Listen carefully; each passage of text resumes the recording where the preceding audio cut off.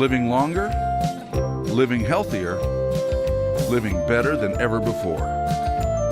Welcome to Mountain Pacific's Healthy Living for Life, a weekly series that gives you the information, education, and expert insight you need to become an active participant in today's ever-changing healthcare climate. Here now is today's program host.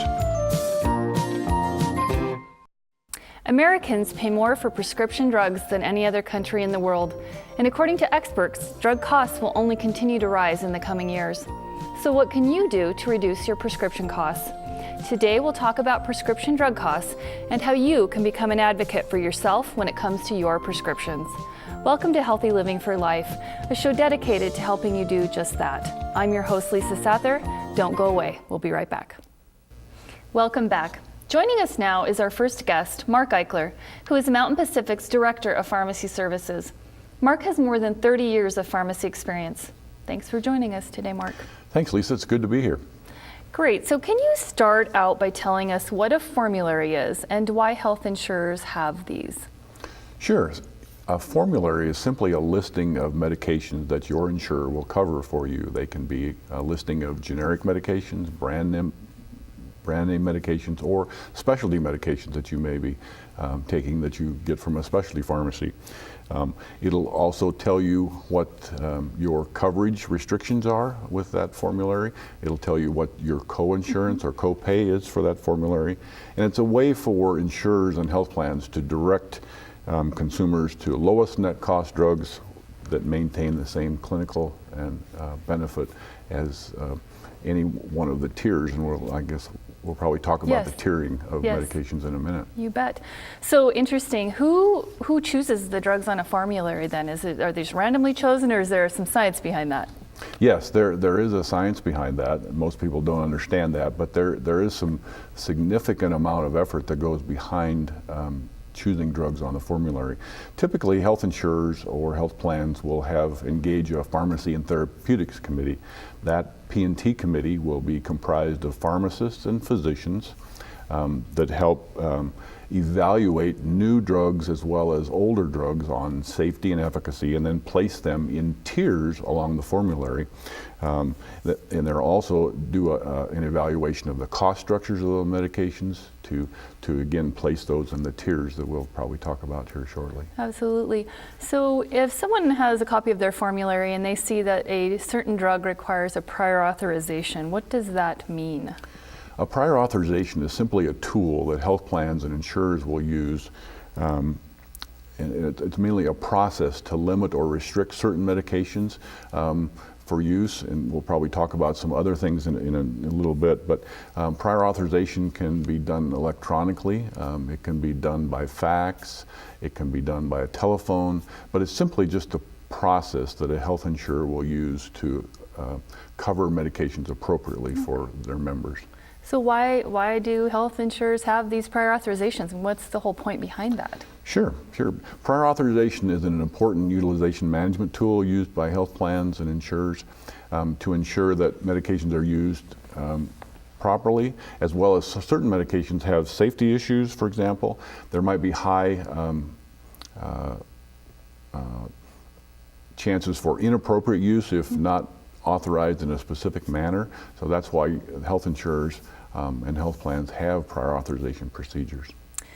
So a term that our viewers may not be familiar with is step therapy. Can you talk a little bit about what step therapy is?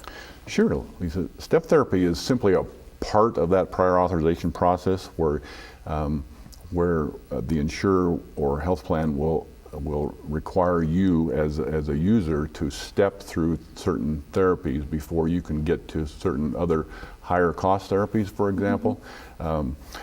Because there's a lot of medications on the market that don't provide really any more value than a generic medication, for example. So they might step you through a generic before they allow you to have a brand name, or places in therapy. For example, some drugs are third line therapies, so a health insurer may require you to use a first line or a second line agent before you can use a third line agent, and that's what that step therapy is all about. So can that save folks money? In fact, step therapy, can that actually help save consumers' dollars. Absolutely. For example, if the step therapy is requiring you to use a generic before a brand, that will always save the consumer money because your copay for the generic will be less. It'll also save your company if you're employed by a company that is a self-funded company, for example, and pays their own bills. Of course, the company will pay less in drug costs over that. There should not be any decrease in efficacy or because of that step therapies. Okay. So let's say somebody is in that step therapy process. They're trying a medicine that they're needing to, utilize before they go on to something else, and they end up having a side effect, or the medicine just doesn't seem to be working. What should they do? Sure. The intent of step therapy is certainly not to impede or lock you into particular drugs. The intent is to save money for the plan as well as the insurer, but also provide the same clinical benefit. If you, as a user of a step therapy program, find that drug that you happen to be stepped to does not provide the clinical benefit that you and your physician wanted, or you're having some adverse drug events from that or side effects from that, that's when you inform your physician or your provider, mid-level or other, about what you're experiencing with that first line therapy, and then that you and your provider then can make decisions about going on from there. Excellent. So you mentioned tiers a little bit earlier, and I wanted to talk a little bit more about why formularies have tiers and what is the difference with each. Maybe, in 30 seconds or so, if you would be able to kind of explain that. Sure.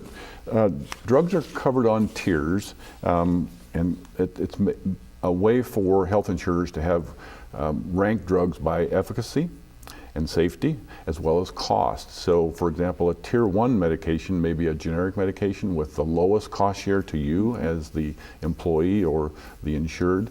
Tier 2 medications might be a brand medication to provide good value and good clinical efficacy. A tier 3 medication might be one that is a non-preferred brand, for example. There might be generic options for that, or there might be other brands that are cheaper or actually provide better value to you as the consumer and to the health plan. Okay, great. Stay tuned to learn more about formularies and how you can be an active player in your healthcare, especially when it comes to your prescriptions. We'll be right back.